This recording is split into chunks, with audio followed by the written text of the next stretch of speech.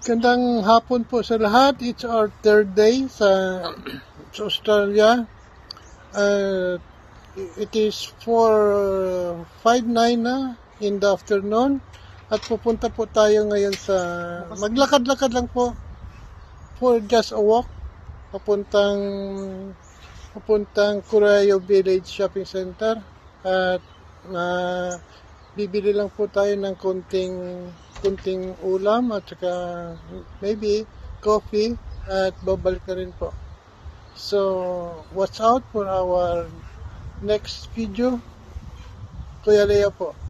Yan po ang mga housing dito along our way going to Corayo Village Shopping Center. Malaking subdivision po ito pero it's a public subdivision siguro. Wala po siyang gate o ano man. Yan po ang mga housing right dito.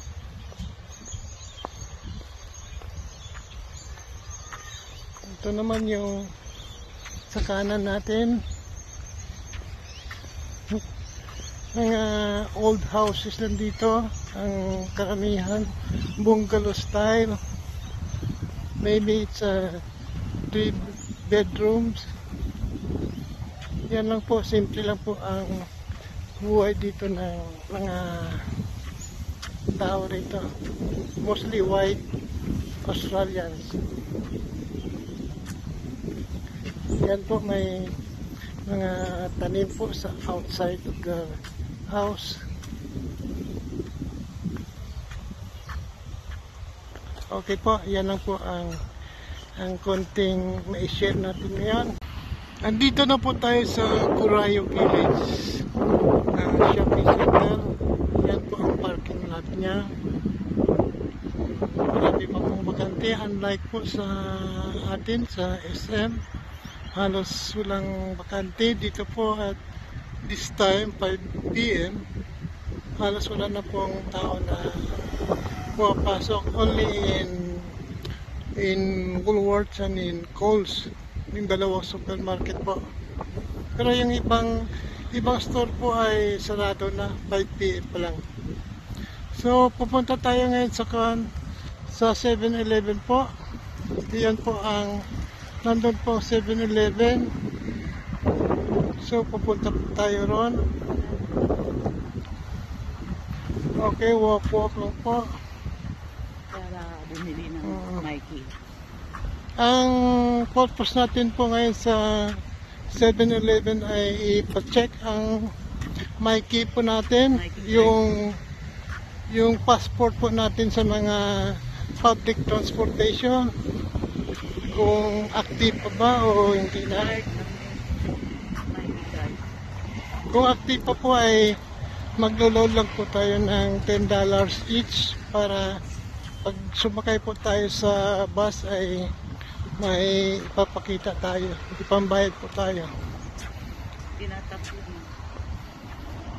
Kaya po malapit na po ang 7-Eleven. Meron din po dito yung 7-Eleven tulad ng Pilipinas.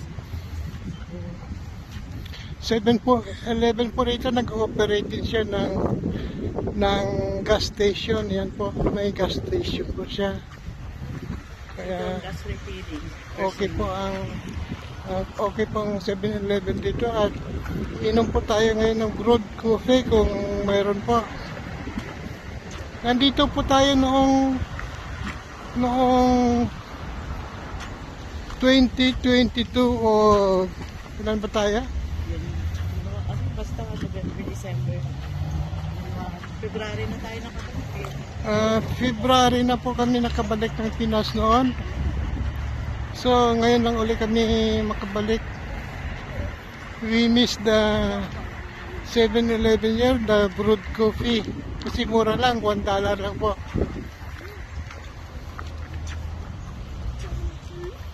O yan na po tayo, nandito na yung gasolinahan ng tawag dito, ng 7-Eleven. Ito po ang gasolinahan na ito. Ito sa self-serve po. Kung magpagasolina ka, Huwag ka nang maghintay ng may boy na magagas up sa iyo. Ikaw na po, bumaba ka ng kotse mo, ha? At kakargaan mo po. Magbayad ka sa loob ng 7-Eleven.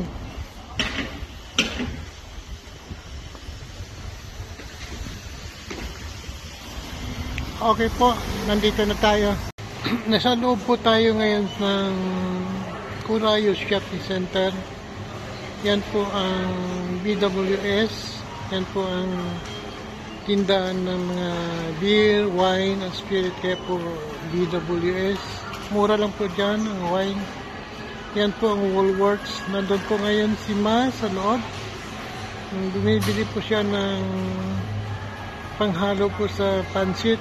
Dahil bukas ay magpapansit kami. Yan po ang Woolworths. Isa po sa major supermarket po dito sa Australia.